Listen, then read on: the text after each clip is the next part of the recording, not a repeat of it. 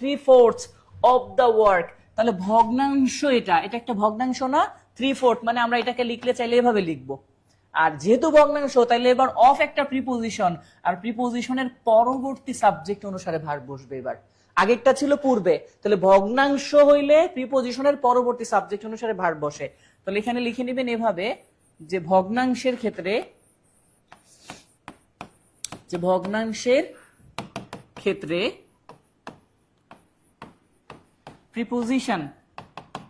প্রিপোজিশনের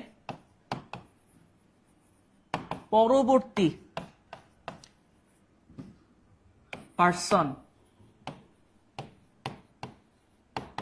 অনুসারে ভার্ব বসে। তাহলে এটা যেহেতু ভগ্নাংশ, একটা কাজের 4/3 শেষ হয়েছে, তার মানে একটা কাজ এখনো পুরা শেষ হয় নাই। কথাটা এমনই হইলো, একটা কাজের 4/3 মানে অনেক হবে না।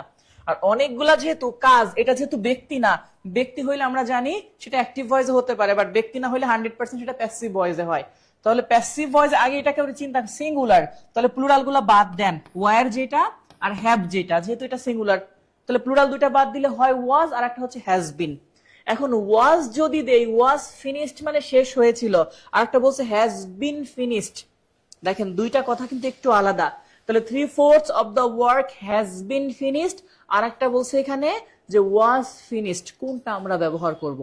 এখন একটা কাজের এখানে কিন্তু একটা আপনার যেটাকে বলা হয় মেন্টাল অ্যাবিলিটি আছে, সেটা হচ্ছে অতীত যদি হয়, পাস্ট টেন্স হয়, অতীত, তো একটা কাজের 3 ভাগের মাত্র শেষ হয়েছে, সরি 4 ভাগের শেষ হয়েছে কয় ভাগ? 3 ভাগ। তাহলে কি এটা অতীত হয়ে গেছে এখনো? না, এখনো তার রেশ আছে বাকিটুকুর। আপনারা জানেন যে একটা কাজ শুরু হয়ে যদি রেশ থাকে তাহলে সেটা পারফেক্ট টেন্সে করতে হয়। আমরা এরকম একটা রুল পড়ছি না? তাহলে এইখানে সেটাকে করতে হবে হ্যাজ বিন ফিনিশড, মানে একটা কাজের 4/3 শেষ হয়েছে, এখনো 1 ভাগ বাকি আছে। আর সম্পূর্ণ শেষ হইলে বলতাম পুরা শেষ হয়ে গেছে, ওইটা তখন করতাম পাস্ট টেন্স, অতীত হয়ে যাইতো। এখনো অতীত হয় নাই, কারণ কাজটা এখনো পুরা শেষ হয় নাই। অনেকে এটাকে ওয়াজ করে দিবে না বুঝা। বুঝতে পারছেন? বলছি এখানে একটু মেন্টাল অ্যাবিলিটি আছে, হয়তো ওই অংশটা একটু হতে পারে। ঠিক আছে।